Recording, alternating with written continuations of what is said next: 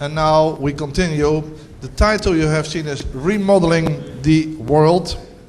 And in fact it deals with, of course, with information, but with art, philosophy, complexity and reality. The art coincides with the originality. The philosophy coincides with a PhD or a PhD thesis, because a doctor's thesis in the Netherlands is nothing else than a philosophical doctor, PhD, as you probably know. Moreover, complexity coincides with her, and that's the speaker, enthusiasm to remodel reality through art. And finally, reality, that will be her performance. Now, who is her? Her name is Tine Wilde. She is sitting in the front rank here. And she will tell you about 3 caves, of which I would say 1 will be unfolded. The other 2 are hanging there. You have already had ample opportunity to inspect them. They are, I would say, you could look at. They all 3 give insight into the new installation which has to be built. So it is art which focuses on structure, on color and on geometry. I think that is the best I can tell you at this moment. Tine Wilde, PhD student, among other things, at the University of Amsterdam. I would like to call you to come forward and to give your, what is it? Your art. Good afternoon, ladies and gentlemen. My name is Tine Wilde, and I work in the Department of Philosophy at the University of Amsterdam on a project that combines visual art and philosophy. Now, it's about half a year ago when, in a stimulating discussion, Pieter Adriaans came up with the statement that everything is information. Now, this did not shock me since, well, yeah, in a trivial way, everything is information. Everything is about something. The only point is that this is a very weak notion of information, and thus not much is said. Of course, Pieter replied, but I mean that with respect to art, also art is nothing more than information. Now, this did shock me. For yes, in the trivial sense, but definitely no, Pieter, in another sense. All art is information, we could say, but not all information is art. Or to put it differently, we do not only want to be informed, we also want to be inspired. Now, in this talk, I will try to illuminate this complicated relation between art and information. Educated as a philosopher, but also as a visual artist, I specialized in a form of art that is called conceptual art. Roughly, this implies that the emphasis is on the development of ideas, and not so much on the medium in which these ideas are expressed. This is also the main reason for me to choose the phenomenon of installation for working out the ideas in visual presentations. This installation as a form of expression gives me the important advantage that it allows me to develop my ideas within a broad range of media.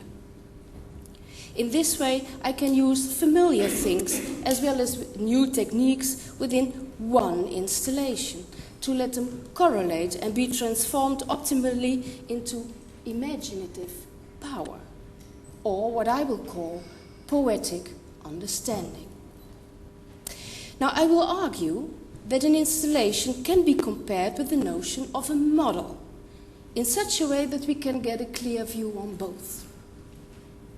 For reasons that will become evident in my talk, it's not possible to present here to you for you a complete installation, but I brought with me a replacement that will allow us to make an imaginative journey this afternoon. If you are willing to do a little experiment with me,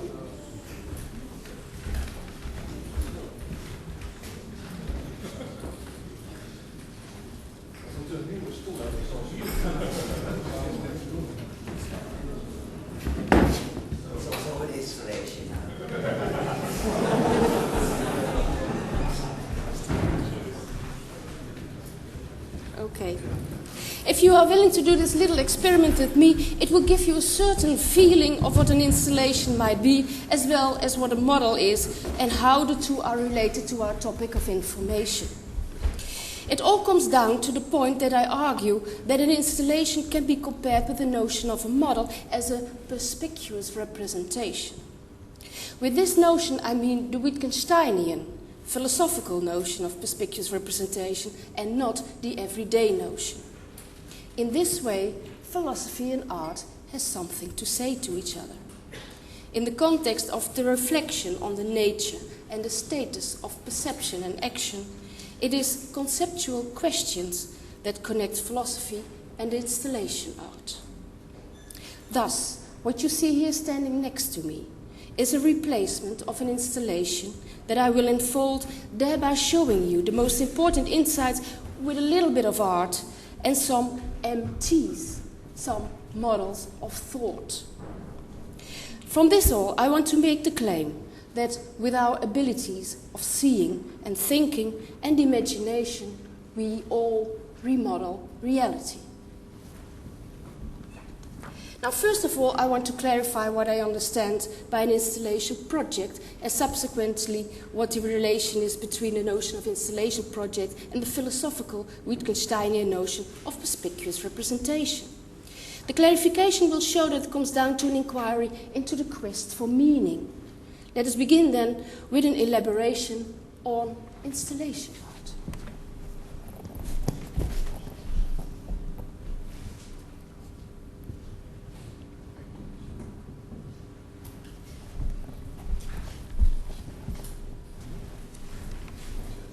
An installation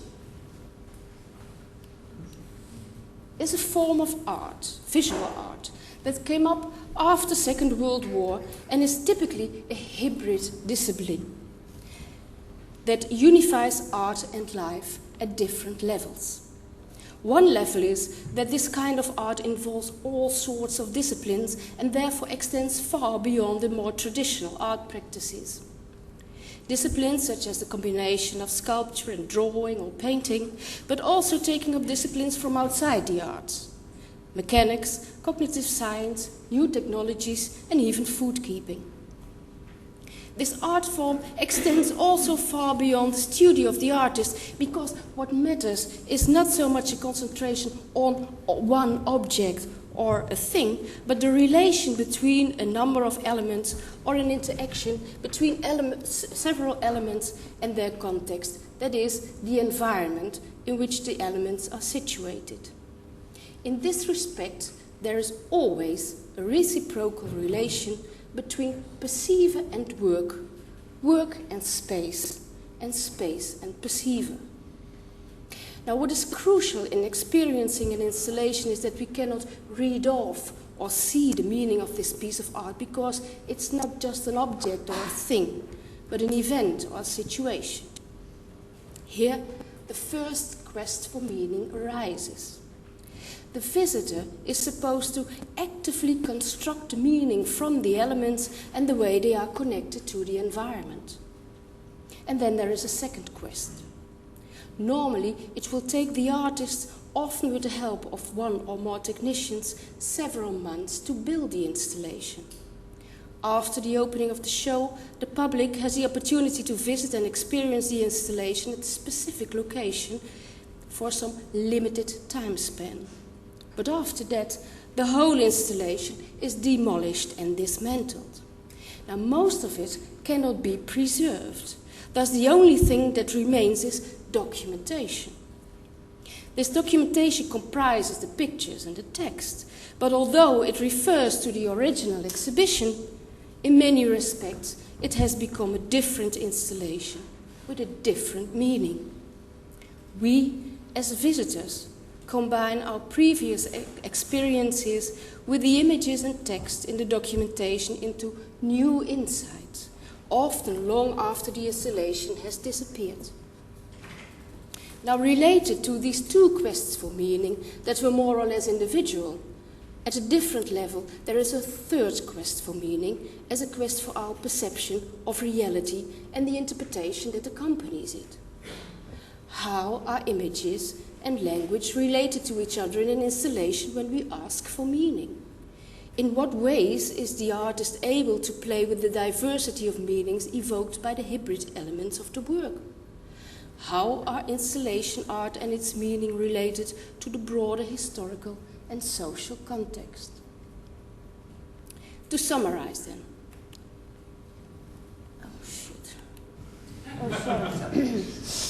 To summarize, an installation is a hybrid form of art, spatial and site-specific. Also, it's almost always temporary. There is always a reciprocal relation between space and work, space and perceiver and work. In this respect, the perceiver is an active element and thus, as such, part of the installation. Thus, the installation invites the perceiver to actively make use of his ability of aspect seeing, of his imagination. We can say that all this evokes a reflexive dynamics, thereby showing in a very special, unexpected way we can look at things. I will go into this notion of reflexive dynamics in a minute, but let us first compare these insights with Wittgenstein's method. Ludwig Wittgenstein was born 1889 as the younger son of a wealthy industrialist family with a wide cultural interest in Vienna. He died in Cambridge in 1951, and he became well known as the writer of the Tractatus Logo Philosophicus, as well as numerous remarks, some of them nowadays known as Philosophical Investigations Part 1 and 2. Now, the only perspicuous representation Wittgenstein actually discussed in his whole work was the color octahedron. This color octahedron shows us all the grammatical rules of the colors in one clear view. Thus, we see the color words and all their logical relations at once. Models like this octahedron are diagrammatic, spatial, and strongly visual. The model itself has no meaning. It is its use in the broader context that makes meaning possible. Now, what can we learn from this octahedron as a perspicuous representation when we study it? Can we obtain all relevant information from this model in one clear view, as is the claim?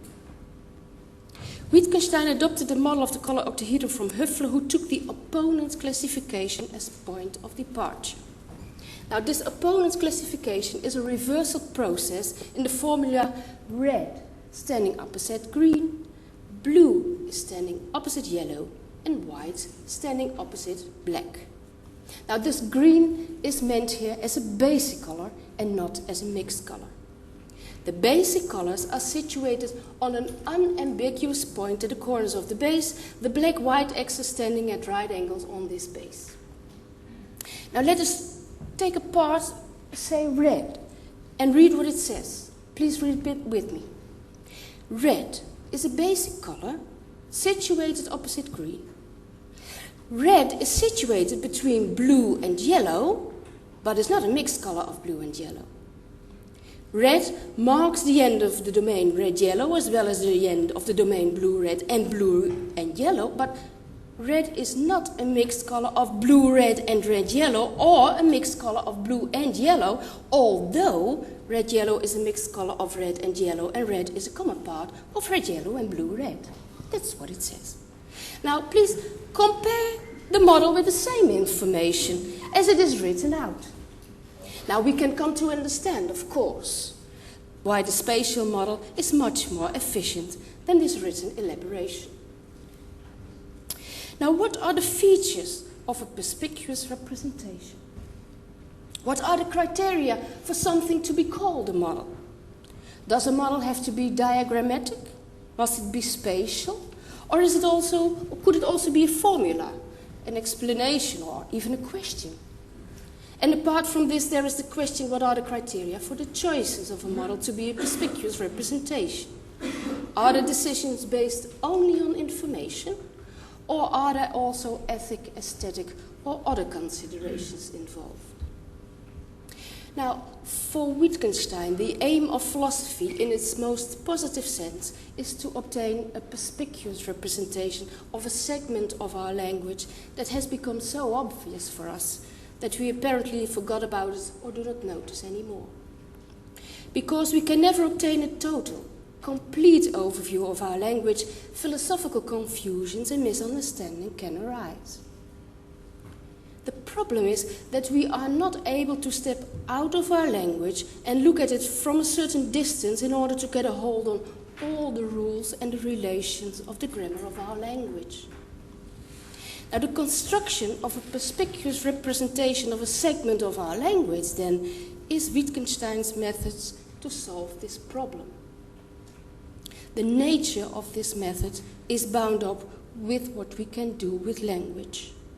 We want to gain a perspicuous overview of the uses and the applications of the words, the phrases and the sentences in a certain domain of thought, in order to solve philosophical confusion.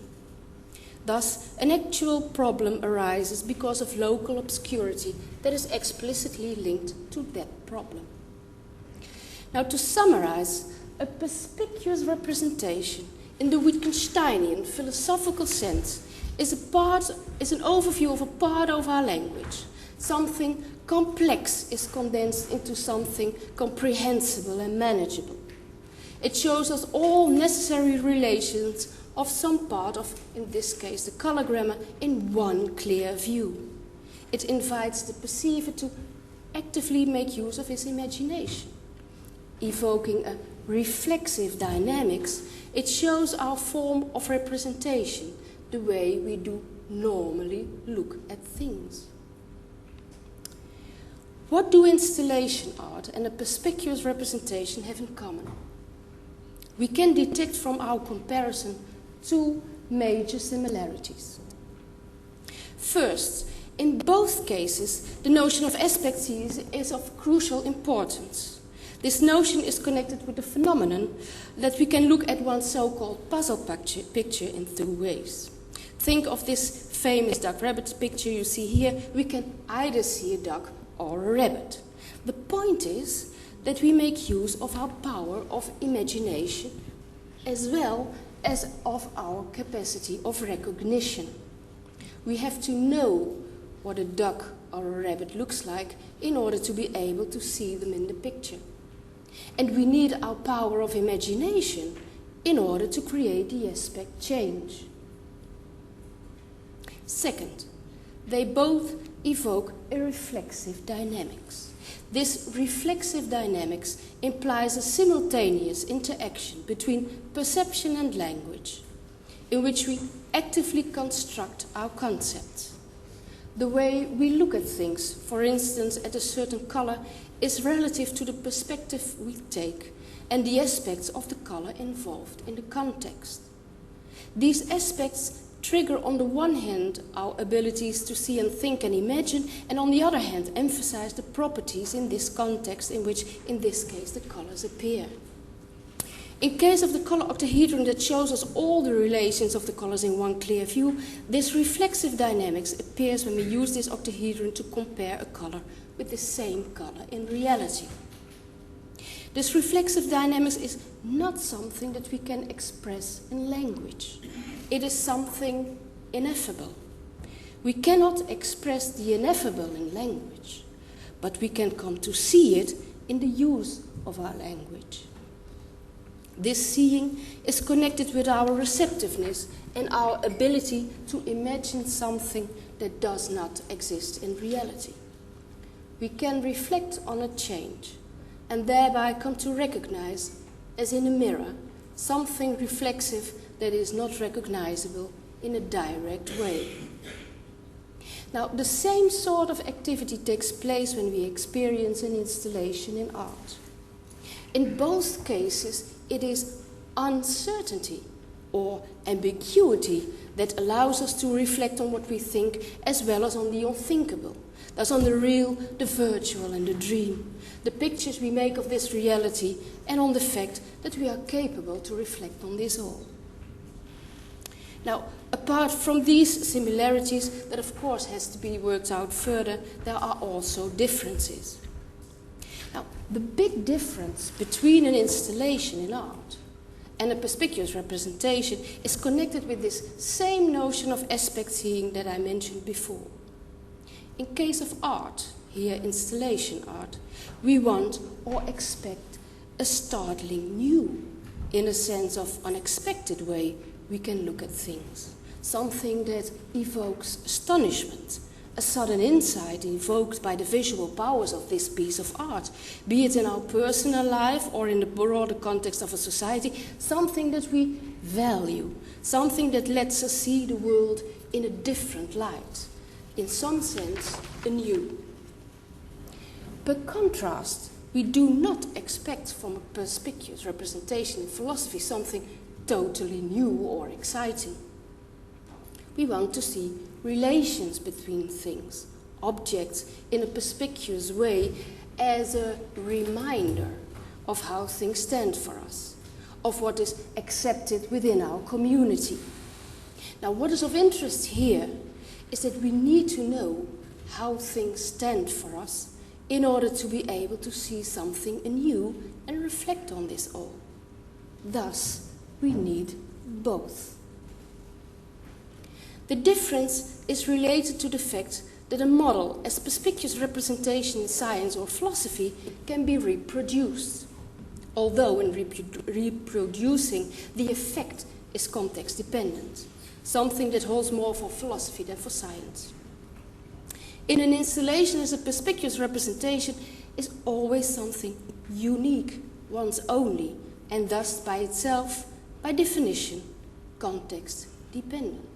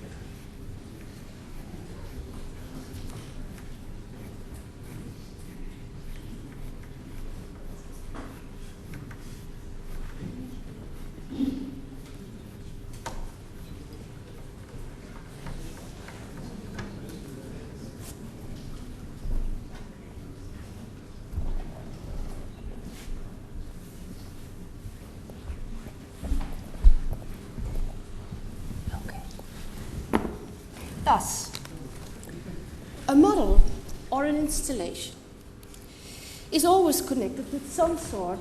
Oh, help.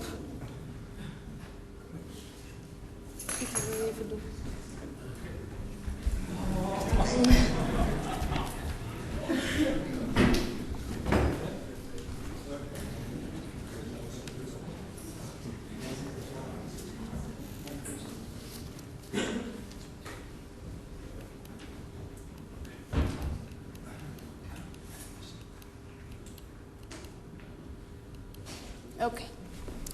Thus, a model or installation is always connected with some sort of a context. We can detect three kinds of contexts that are involved. First, there is the context that is constituted by the model or the installation itself. Think, for example, of our color octahedron. Every color stands in a certain contextual relation with other colors in the model. The same holds for the individual elements in the installation. Second, there is the direct context in which the model or the installation is used. That is, the context in which the model or the installation functions. Think of our color octahedron as we lay it next to the colors in reality and the elements of the installation situated within a certain environment. And of course, the model refers to the indirect, the broader context of reality, the world we live in, our community. The color octahedron is one system among others. The installation is one expression within the context of a variety of expressions within an art world. As a consequence, we can say that this context is the energizing factor of the model. What do we want to achieve with the perspicuous representation? We want something we could call the truth regarding a particular case. But since truth is not a fixed issue, but much more a dynamic process, what we do is we lay down certain ordering structures we agree upon, on which we have reached a consensus in a perspicuous figure. We want an overview of necessary logical connections in a certain area condensed in one figure. In doing so, we restore perspicuity, intimacy, and familiarity, and at the same time gain openness to come to see the issue laid down in this perspicuous overview in a new light. From this all, we can distillate 4 apparent paradoxes. These oppositions are an important clue in our investigation because they lead us to a particular kind of understanding, something that we could call poetic understanding. For reasons of time, I can only mention these 4 briefly and subsequently highlight one paradox in particular. Thus, we can associate the perspicuous representation with something that is future-oriented, yet also obvious and certain. At the same time, open-ended and complete. It's something changeable, but also reproducible, and it's context-dependent as well as independent. Now let me highlight this last opposition. A perspicuous representation shows us aspects of things that are independent of empirical or causal inquiries into phenomena. It convinces us in such a way that it does not undermine other principles, convictions, or theories. It constitutes its own elements, that is to say, is orthogonal to the concerns and the results of science. At the same time, it is also something context-dependent. Take, for example, the model of the octahedron. It has its value and transparency only within the community that uses this model. Computer engineers, for example, use a different color system than this color octahedron in order to make the standard for the colors they make use of. In this way, a perspicuous representation is always relative to the context. Let me now, from this elaboration, work out the specific kind of understanding that I call a poetic understanding.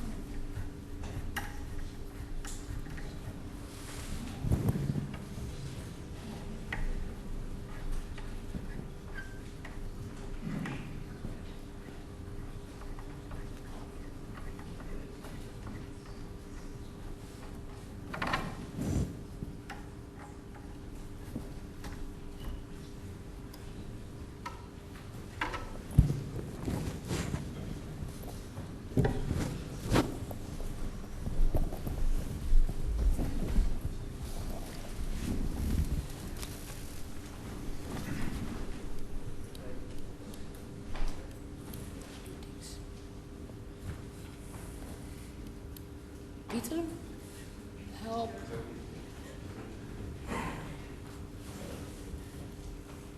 Nog een keer. Okay, thanks. According to Ernst Mach, the well-known physicist, it is the role of fantasy that allows us to break away from our habits and become an everyday situation and enter the space of possibilities. It even allows us to pass the boundaries of logic and enter the spaces that are logically impossible. There are 2 sorts of fantasy. The one that constitutes the row of possibilities of actual achievement, and the other one rises, as it were, over history and creates its own web of relations and associations. It is this second kind of fantasy I'm interested in, the kind that can be called poetic fantasy according to Mach. We need thought experiments and paradoxes. We need mistakes and failures. We have to take risks in order to be constructive and poetic. Now, practicing philosophy or making art has something to do with searching for gaps, breaks, holes in our walls of beliefs, questioning our habits and what we take for granted, investigating how we can assign meaning to ourselves and the world we live in. The tension between what we can call art and information culminates in a point that I wish to call poetic understanding. This poetic understanding has to do with the question at what point a representation turns into non-representation that yet remains meaningful. This non-representation is something ineffable. That's what we cannot say anymore, but only show. Somewhere between the propositional and the evocative lies poetic understanding, something Wittgenstein calls living pictures. These pictures fulfill a crucial role in our thinking and our imagination within a certain color and culture and act as a form of representation. With these pictures, we are able to express what is important in our life, what impresses us, what frightens us, or what we think is great or wonderful. On the other hand, these pictures can deceive us when we do philosophy. For example, when we forget to take the meaning of the picture in its actual application. Trying to elaborate on the dynamic interaction of information, imagination, and transformation, I hope that I triggered your imagination in such a way that by now you feel the need to ask me what this unfolding of the box was all about. Now, deliberately, I did not give you any information. I was hoping to inspire you, to actively see and think about the meaning of what I was doing. Now, nevertheless, let me provide you with some information. What you see here is something that you might call a prototype model of a new installation that will be built. This new installation will combine real space, virtual space, and poetic space in the rebuilding of a philosopher's room. And when you are curious as to what it all will look like, please ask me afterwards, because I have no time to elaborate this further. Now, what I want to say before I end. Models and systems, for instance, the color octahedron of Wittgenstein, or what we can call an installation in visual art. All these are crucial tools for the elucidation, the clarification of complex problems. In these models, systems, forms of art we choose, our understanding of reality is represented and in one way or the other visualized. Not only do we learn to understand reality in a better way, but at the same time we also enrich this reality with the things we make. We add some aspects, as it were, and become aware through certain solutions of other problems we ignored before. By the choices made and the accepted solutions, we show which aspects of reality are important for us and how we communicate this which we value, how these values determine our cultural identity. In earlier times, philosophy, science, and art were united because of their mutual interest in the coming to understand the world and reflect on it. After the Middle Ages, they drifted apart and became separate institutions. Now, my project invites the possibilities for these disciplines to come together again, without reducing one to the other. In this way, we can broaden our scope, instead of just preaching to the converted and being satisfied with the institutional bastion we build ourselves. I sincerely hope, ladies and gentlemen, that this talk not only informed you, but also triggered your need for inspiration. And in this way we can contribute to the realization of the coming together of art, philosophy and science, now within a 21st century perspective. Thank you for your attention.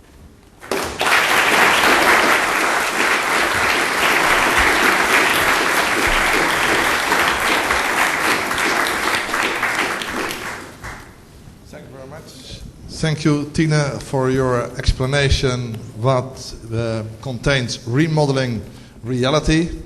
We now have another perspective on this topic, I understand. We thought already that we knew something about modeling actuality, but we understand that it is absolutely not sufficient to to continue with remodeling reality is a necessary thing for all scientists here present. I can imagine that there are many questions, but as you know already, I only allow 2 questions only for clarification and not for debate.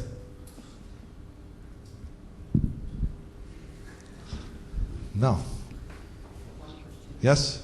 Is that an actual size model, or is it supposed to be this size, or is it supposed to become bigger? No, the idea is to really rebuild this philosopher's room, and what you see here is the wooden wall from the outside, and then the glass wall from the inside. And the idea is then that you can walk around it and do all sorts of interactive things. Let me come up with a second question. Could you a little bit tell about the other 2 caves?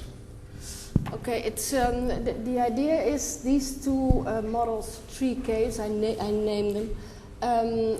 Each are investigating some technical problems I might find in the building of this philosopher's room. For instance, the cave, what you see there in the back,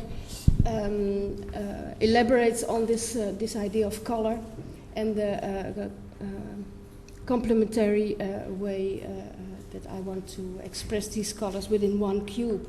So there's a real problem going on within the software, I guess. The second cave is supposed to investigate the different structures and the reflection, so that I get a hold on what I can make in this installation. And this third one, well, it shows something like the installation with the people in it, now on photo, but of course, hopefully be present when it's really built. Okay, thank you very much. Many of you have craftsmen in the previous generation, and now you understand all these craftsmen had installations. You many times looked at the installations, and now you understand the installations, they missed something. They missed art to give the installations the opportunity to show their information. That is the message which we have just received. So remodeling reality means that you would go home and that you will tell your family that the installations which are still there should be rebuilt. Okay, changing topics now to the I would say the current time, the present. Yes, that implies that I am privileged to introduce John McCarthy. I would say Professor John McCarthy. And even Professor John McCarthy does not give him the credit he fully deserves. We are, I would say, very proud, and we, that is the organization of the Karl Poll Foundation, that we have found prepared John McCarthy to deliver his thoughts and his ideas on the internet. One of the things which completely fills in the, I would say, the 4 topics which I mentioned for the philosophy of information, namely the world, information, reality, and the internet, because the internet now is our reality in bad and in good times, and in early times and in late times, as you may understand. To give I would say, an introduction for John McCarthy would even allow me to take your time from now to the end of this session. As you may understand, I will not do so, but I will mention 3 things in particular for which he is well known, for the, I would say, the real scientist, I would say even famous. These 3 things, because he is already more than half a century around us with his inspiring ideas, these 3 things originate from the end of the 50s. Let me tell you the most general one is from 59, where he was the father of the idea of time sharing. I do not try to explain you what is time sharing. You all know it. It is a fundamental thing for computers. What is also a fundamental thing for computers is to formulate the things which you would like computers to do for you. And for this, I would say, task, John developed the language Lisp. So whether that was not enough or whether that was, I would say, not the only things which he did, before he had already credits for his contributions to the logical AI. I mean, that is the use of mathematical logic for the representation of common sense and reasoning. These 3 things makes him, I would say, a father of the artificial intelligence. In fact, we call him father of artificial intelligence. I now called him founding father of artificial intelligence, and that was because he was also at the beginning of the artificial intelligence in 1956 at the Dartmouth conference, together with Claude Shannon, mentioned earlier today, and also Marvin Minsky. But there were many more founding fathers at that conference. But you know all that even founding fathers have a founding father. And I would say that John McCarthy is a founding father of the set of founding fathers. So you may understand that it is absolutely with much delight that I give him the opportunity to inform you on the past and the presence of the internet. Okay.